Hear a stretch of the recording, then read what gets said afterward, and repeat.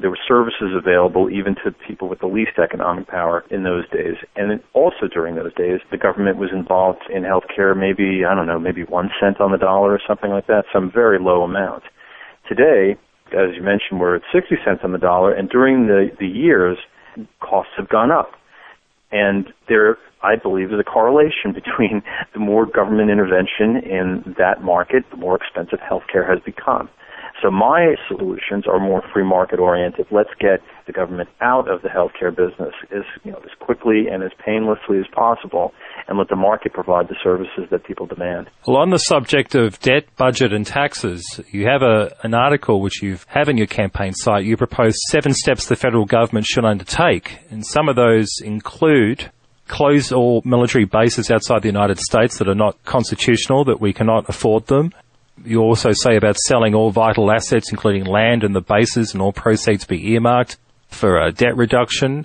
Just going over the list, some people within the Republican side would point out that doesn't sound like a lot of previous platforms for the GOP. How would you react to that allegation? It depends on how far back you go.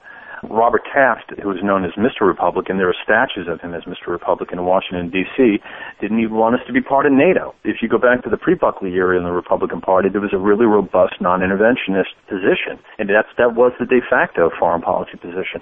It's only been in the Buckley years that that's changed. We also, as the Republicans, are the party of law and order. We are the ones who are taking it upon ourselves to respect the law and order, and the foundation of law in the federal government is the Constitution. And if something isn't in the Constitution, then you're not allowed to do it. It's called unconstitutional. And I cannot find for the life of me in the Constitution anywhere that authorizes us to have bases outside of the U.S.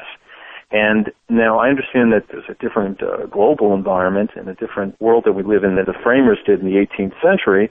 But having said that, how are we really taking a thorough examination of every base out there, and do we really need all 700 of them? First of all, we can't afford them. So on a practical matter, but even before that, is our base in Bulgaria making us any safer? Is our base in Crete still making us any safer? Do we really need to still be in Okinawa? I mean, we have to ask these questions. No sacred cows. We have to ask the questions of everything across the board, because if not, then what happens is that these interests in the federal government start leading us as opposed to the other way around. Let's just say you become Congressman Dennis. Has a nice ring to it. Okay. Well, let's just say you become Congressman Dennis. What bill would you like to have, or what legacy would you like to achieve while you're serving in office? Well, a couple of things. One, I'd like to see this Federal Reserve audited, and I'd like to eventually introduce and be part of the process that introduces a real free market in money. I'd like to see in other words, the laws that compel us to use Federal Reserve notes taken off the books. I think that's the crux of the problem. The government owning the money supply is the power base for Washington, D.C. It's where all naughty stuff starts. I'd also like to see that all legislation in the future and then retroactively, ultimately, have sunset clauses in them. In other words, you can't just pass a bill with spending associated with it in perpetuity. We have to get that under control. And then lastly, as overarching legacy, I'd like to be one of the people who come back in and get us all to agree once again to lay the moral argument on the table that what we ought to be doing is following the Constitution. As uncomfortable as that discussion is right now, it is in fact the contract that we have with one another. It is in fact the contract that we have with the federal government. It is in fact the contract that the states have with the federal government, and we disregard it on a regular basis and make all sorts of excuses why we shouldn't. That's where we need to. That's where we went off the tracks, and that's what we need to do to get back on track again. Well, John Dennis, you're challenging House Speaker Nancy Pelosi in the Californian 8th Congressional District in November. You can be found at johndennis2010.com. There's also links to your Facebook site, Twitter, even your YouTube channel.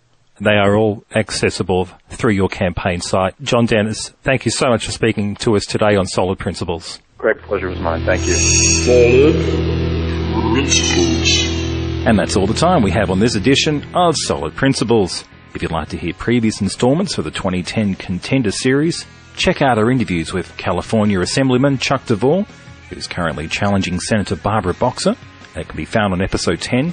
Attorney General for the state of Utah, Mark Shurtleff, challenging Utah Republican incumbent Senator Bob Bennett. That's on episode 12. Also, Danny Tarkanian challenging Senator Harry Reid of Nevada on episode 14, and candidates in the main gubernatorial race, including Peter Mills, Paul LePage, Sammy Bailey, and Alex Hammer. Those are found on episodes 15, 16, and 17. All this, as well as back editions of this podcast, can be found at our website, solidprinciples.com, and at iTunes. Also, if you enjoy this podcast and if you subscribe to Solid Principles through iTunes, we encourage you to rate and review this show. It all helps Solid Principles gain exposure. You can also follow our Twitter feed or join our Facebook group. Those links are located on our homepage. Solid Principles is brought to you by myself, Craig Edwards, and John Cronin.